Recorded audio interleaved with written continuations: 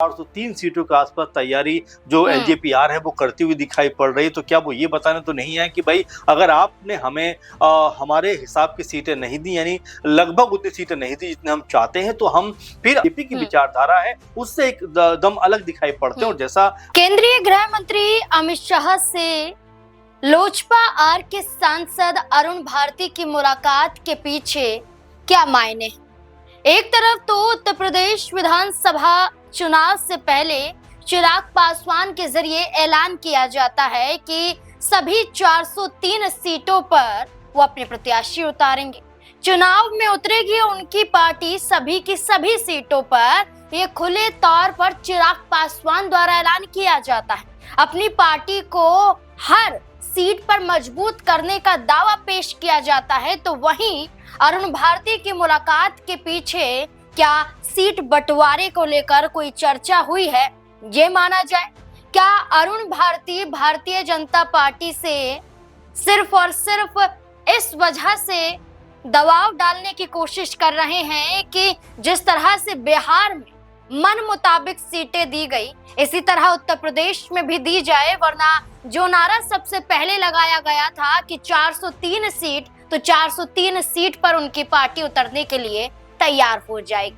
और अगर ऐसा होता है तो क्या उत्तर प्रदेश का विधानसभा चुनाव गठबंधन टूटने की सबसे बड़ी वजह बनेगा? इसी से जुड़े हुए तमाम सवाल यहाँ पर खड़े हो जाते हैं। जवाब खंगालने की कोशिश करेंगे। वरिष्ठ सहयोगी अमन जी हमारे साथ मौजूद हैं।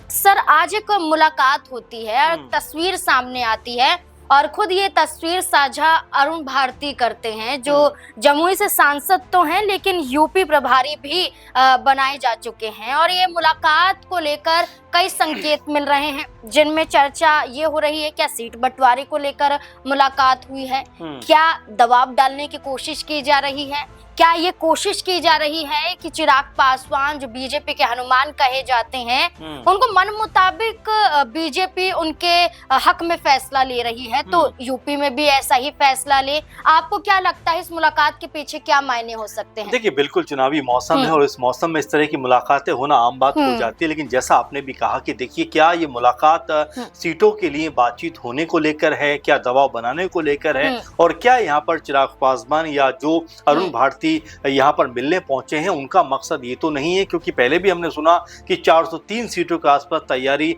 जो एलजेपीआर है वो करती हुई दिखाई पड़ रही है। तो क्या वो ये बताने तो नहीं है कि भाई अगर आपने हमें हमारे हिसाब की सीटें नहीं दी, यानी लगभग उतनी सीटें नहीं दी जितने हम चाहते हैं, तो हम फिर अलग रास्ता भी अपना सकते हैं और तमाम जो सीटें उत्तर प्रदेश की हैं विधानसभा चुनाव में अपने प्रत्याशी हम उतार सकते हैं? कहीं ये बात तो नहीं है? क्योंकि आप देखेंगे जिस तरह से अरुण भारती और अमित शाह जो चाणक्य माने जाते हैं, बीजेपी के गृह मंत्री हैं, वो और दोनों साथ बैठकर बातचीत करते हुए दिखाई पड़ रहे हैं। ऐसे में कई सवाल इस तस्वीर को देखकर उभरते हैं कि क्या यहाँ से एलजेपीआर अपनी बात मनवाने में कामयाब हो जाएगी? क्योंकि अमित शाह राजनीति के बहुत बड़े प्लेयर हैं, बहुत बड़े खिलाड़ी हैं, हर चीज को बारीकी से समझते हैं। ऐसे में उनके साथ मुलाकात होने का कहीं ना कहीं मतलब यही निकल के सामने आता है कि क्या अब एलजेपीआर उत्तर प्रदेश में भी बड़े तौर पर दस्तक देती हुई दिखाई पड़ेगी? आप ये भी देखिए, दिल्ली में भी बीजेपी के साथ मिलकर चुनाव लड़ते हैं, झारखंड में भी चुनाव लड़ते हैं, अब उत्तर प्रदेश में भी चुनाव लड़ने की बात करते हैं, और यहां तक खबर आ रही है कि उत्तराखंड में भी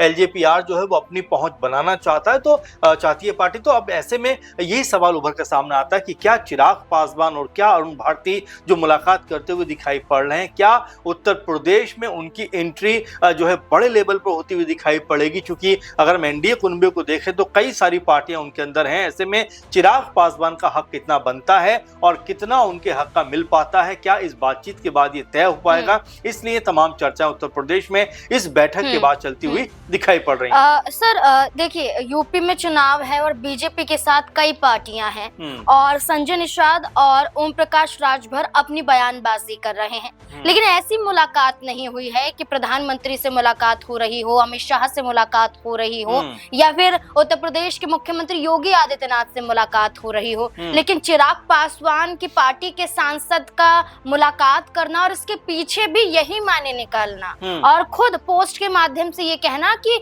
यूपी को लेकर चर्चा हुई है और शाह द्वारा तारीफ भी की गई है। तो आप देखिए, एक तरफ मुलाकात और दूसरी तरफ वो खुद सीटों की बातें करते हैं ओम प्रकाश राजभर, उनसे कोई मुलाकात नहीं होती है। बिल्कुल। और यहाँ पर ये भी देखना दिलचस्प होगा कि आपने जो बात की कि एनडीए कुनबे के और भी जो लोग हैं अभी उनकी बात नहीं सुनी जा रही। और आपको ये भी याद होगा कि ओपी राजभर जिस तरह से बड़बोली बयानबाजी करते हुए दिखाई पड़ते हैं कि जब नितिन नवीन जब उत्तर प्रदेश पहुंचे थे, लखनऊ पहुंचे थे और वहां पर तमाम दलों के नेताओं के साथ में मुलाकात हुई थी, उस समय भी ओपी राजभर का बयान आया था कि अगर आप बंदूक का लाइसेंस मांगते हैं तो आपको कट्टे का मिलता है, यानी अपने मन मुताबिक सीटें नहीं मिलती। और जैसा वो पहले से कहते हुए दिखाई पड़ रहे थे कि भाई 30 सीटें मिलेंगी, इतनी सीटें मिलेंगी, लेकिन अब ऐसा लगता है कि उनका दायरा सीमित होता हुआ दिखाई पड़ेगा। साथ में देखिए, सिर्फ ओपी राजभर की बात नहीं है, जयंत चौधरी को आप देखेंगे जब सपा के साथ मिलकर चुनाव लड़ा 2022 में, तकरीबन 33-34 सीटों पर चुनाव लड़ा। अब ऐसे में क्या इतनी सीटें मिल पाएंगी, ये बड़ा सवाल बन जाता है। अनुप्रिया पटेल का जिक्र आप करें, उनको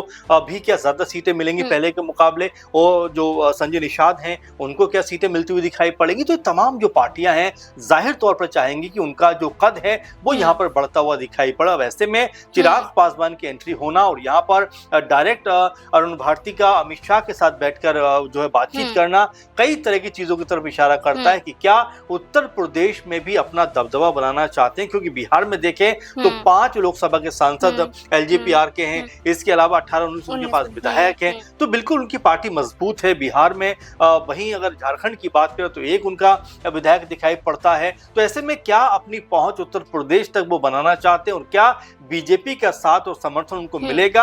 अगर बीजेपी के साथ बैठक उतनी कारगर साबित नहीं हो पाई तो क्या फिर अलग रणनीति अपनाते हुए दिखाई पड़ेंगे, इस पे नजरें लगी हुई है फिलहाल उत्तर प्रदेश में। सर, आपने ये कह दिया कि मजबूत पार्टी बनी है बिहार में और इसी तरह से वो अब उत्तर प्रदेश में कोशिश कर रहे हैं और बीजेपी के साथ हैं और बीजेपी के साथ चलना चाहते हैं, लेकिन उनकी बयानबाजी बीजेपी के समर्थित तो नजर नहीं आती है। जहां सीटों का जिक्र किया गया वहीं उनके बयानों का भी जिक्र कर लेते हैं। चाहे भरत तिवारी एनकाउंटर की बात करें, उसके बाद उनके परिवार वालों से मुलाकात करते हैं, वहां वो तस्वीरें दिखाई देती हैं कि किस तरह से परिवार को संभालते हुए नजर आ रहे हैं।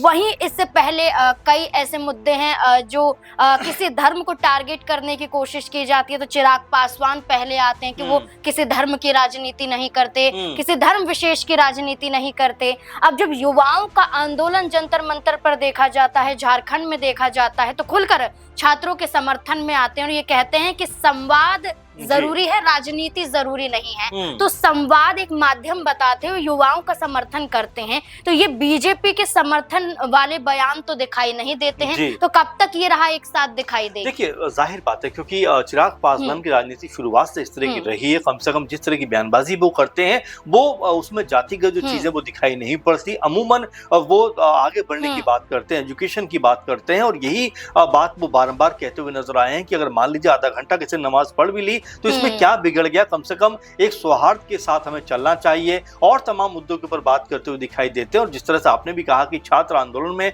जिस तरह से उन्होंने ये कहा कि देखिए संवाद होना बहुत जरूरी है, संवाद के बिना चीजें अधूरी रह जाती हैं। और उसके बाद में आपने देखा भी कि संवाद सरकार के बीच में और सीजेपी के जो प्रवक्ता या जो भी नेता थे उनके बीच में होता हुआ दिखाई पड़ा। उसके बाद में जो भी आंदोलन था वो खत्म हुआ, क्योंकि संवाद ही एकमात्र जरिया है। लेकिन इसमें आप ये भी ढूंढने का प्रयास करिए कि जिस तरह के वो बयान देते हैं ऐसा लगता नहीं कि बीजेपी की राह पर वो चलते हैं, बल्कि अपनी एक अलग पहचान बनाना चाहते हैं। वो बड़ा सा टीका लगाते हैं, उसको लेकर भी बात की जाती है कि भाई आप तो बड़ा टीका लगाते हो, तो कहते हैं मेरी मर्जी मेरी इच्छा है, लेकिन मैं इसको किसी के ऊपर थोपता नहीं हूँ। सबको अपना धर्म मानने का इख्तियार है, लेकिन धर्म के साथ साथ में हमें कर्म पे भी ध्यान देना पड़ेगा, यानी विकास की बात करनी पड़ेगी, हमें बेहतर देश बनाने की बात करनी पड़ेगी। तो ये समझ में आता है कि जो बीजेपी की विचारधारा है उससे एक दम अलग दिखाई पड़ते हैं। और जैसा आपने भी जिक्र कर दिया कि भरत तिवारी मामले के ऊपर जहां बड़े बड़े नेता खामोश रहे और वहीं चिराग पासवान न सिर्फ घर पहुंचते हैं बल्कि भरत तिवारी की जो मम्मी है, माता है, उनसे मिलकर इस पूरे मामले में न्याय दिलाने की बात भी करते हुए दिखाई पड़ते हैं। तो ये चिराग पासवान है जो अपनी राजनीति को धर्म जाति थोड़ा सा अलग रखना चाहते हैं। वैसे में उत्तर प्रदेश के अंदर जब वो एंट्री कर रहे हैं और यहाँ पर सीएम योगी आदित्यनाथ हैं और चंदा चोरी जैसे तमाम बड़े मुद्दे निकल कर सामने आ रहे हैं, तो ऐसे में चिराग पासवान का क्या रुख रहने वाला वाला है बीजेपी की तरफ से उनको कितना समर्थन मिलेगा, यानी कितनी सीटें मिलेगी, और अगर वो संतुष्ट नहीं होते हैं तो क्या फिर अलग राह अपनाते हुए दिखाई पड़ेंगे। अपने आप में उत्तर प्रदेश के लिहाज से ये बड़ा सवाल है। बिल्कुल, उत्तर प्रदेश में एलजेपीआर का एक नारा पंडित पासी पासवान को साथ लेकर चलना है, और इसी नारे के साथ चिराग पासवान उत्तर प्रदेश में भी विधानसभा का चुनाव जीतना चाहते हैं, मजबूत पार्टी बनना चाहते हैं। लेकिन अब इस मुलाकात के बाद क्या होगा? क्या कोई नाराजगी एनडीए गठबंधन से निकल कर आ सकती है? क्योंकि जैसा अभी बीच में कहा गया कि चिराग पासवान की पार्टी के सांसद से मुलाकात, लेकिन किसी अन्य पार्टी के नेताओं की सुनी भी नहीं जा रही है। सिर्फ वो अपनी बयानबाजी कर रहे हैं और कटाक्ष एक दूसरे पर कर रहे हैं। सहयोगियों की सहमति एक दूसरे के प्रति नहीं बन रही है। इस बीच में चिराग पासवान की उत्तर प्रदेश में एंट्री हो जाना कई बड़े सवालों को जन्म देती है। अब देखना होगा कि जब सीट बंटवारा होगा तो क्या आपसी सहमति बरकरार रहेगी या यही सहमति इस कदर बिगड़ेगी कि गठबंधन टूटने की कगार पर पहुंच जाएगी। आपको क्या लगता है? इस पूरे मुद्दे को लेकर अपनी राय हमारे साथ जरूर साझा करें। धन्यवाद।